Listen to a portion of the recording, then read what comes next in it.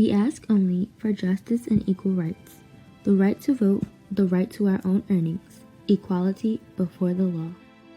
Women once fought long and hard tirelessly to gain equal rights as men. They yearned to be treated as civilized equal citizens in the United States, where life, liberty, and the pursuit of happiness are guaranteed in the Declaration of Independence. So, how did leaders of the women's suffrage movement spread their message and organize support? Well, the women's suffrage movement was a mass media fight for the equal rights of women. Women's suffrage leaders traveled and organized conventions, printed newspaper articles, and performed civil disobedience in order to spread their message for the women's suffrage movement. The leading ladies in the suffrage movement were Susan B. Anthony, Elizabeth Cady Stanton, Carrie Chapman Catt, Lucretia Mott, Mary McClintock, Martha Wright, and Jane Hunt.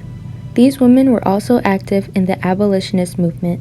The idea of this fight for suffrage was brought about as Stanton and Mott went with their husbands to a World Anti-Slavery Convention in London 1840, where it turns out women weren't allowed to attend. They brought this concern to the leading ladies as they gathered around Hunt's table on July 9, 1848, and discussed the Seneca Falls Convention, which was the start of the suffrage movement.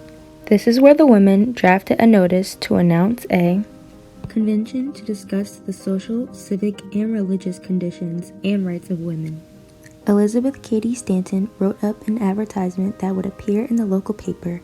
As stated by Lucretia Mott, we resolved to hold a convention as soon as we returned home, and to form a society to advocate the rights of women. 10 days later, from the meeting, the ladies hosted the Seneca Falls Convention, which took place on July 19th and 20th of 1848 in the Wesleyan Chapel in Seneca Falls, New York.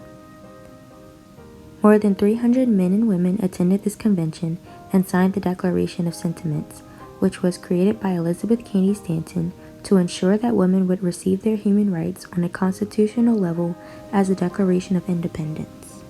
Both declared the life, liberty, and the pursuit of happiness, but the Declaration of Sentiments fought for men and women to be created equal. The Declaration of Sentiments stated, "We hold these truths to be self-evident that all men and women are created equal, that they are endowed by their Creator with certain inalienable rights, that among these are life, liberty, and the pursuit of happiness." On the second day of the convention, the Declaration of Sentiments and Grievances was ratified by the Assembly, which included Frederick Douglass.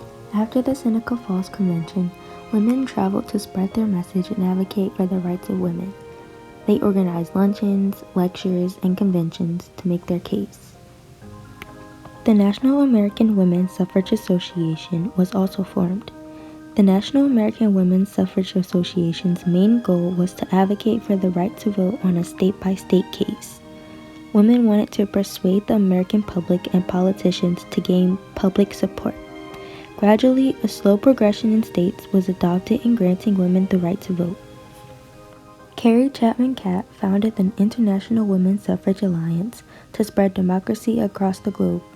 She served as president and even became involved with the National American Women's Suffrage Association and gave speeches and helped organize local suffrage chapters.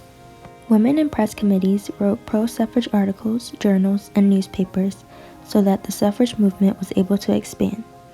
As Elizabeth Cady Stanton and Susan B. Anthony met in 1851, they started to collaborate on speeches, articles, and even books. They opposed the 14th and 15th Amendments, which led to the founding of the National Women's Suffrage Association. As newspapers were the main form of media in the 1900s, Stanton and Anthony formed a weekly women's rights newspaper called The Revolution. With the help of wealthy men and editors of other newspapers, The Revolution confronted topics like sex, education, rape, domestic violence, divorce, and reproductive rights. The newspaper's motto was, "Principles, not policy. Justice, not favors." Meanwhile, Lucy Stone, another advocating woman for her rights, published the Women's Journal as a conservative response to the revolution. The Women's Journal was later named the official paper of the National American Women's Association and continued to serve as its official paper until the passage of the 19th Amendment, which gave women the right to vote. Various articles will reflect women's opinions, whether they were for or against the suffrage rights. The front of the Women's Journal and Suffrage News shows how women won popular sympathy. Women outrageously voted, protested, and lobbied just to be seen and heard for the rights they deserved. Susan B. Anthony cast a vote to vote in New York when women were allowed, and she was arrested in 1873. After Anthony's outbursts, women attempted to vote in New York City, Mount Vernon, Brooklyn, and other places between 1868 and 1873. Alice Paul organized the Women's March held on March 3, 1913, a rally for suffrage where hundreds of women were injured by a mob.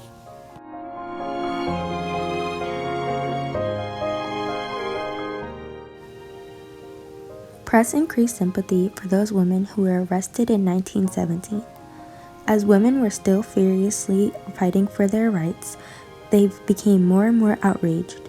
Militant suffragists destroyed and smashed things, burnt politicians' houses, planted bombs, and more to draw attention to their demands. Anti-suffragists made women seem like they were harming their communities. They declared that protests by women would lead to war, and that they also depicted them as violent. As the Declaration of Sentiments was signed and ratified, so was the 19th Amendment, which gave women the right to vote. The 19th Amendment was ratified on August 18, 1920, by women suffrage leaders traveling and organizing conventions, printing newspaper articles, and performing civil disobedience in order to spread their message for suffrage. We as women would not have the rights that we have today.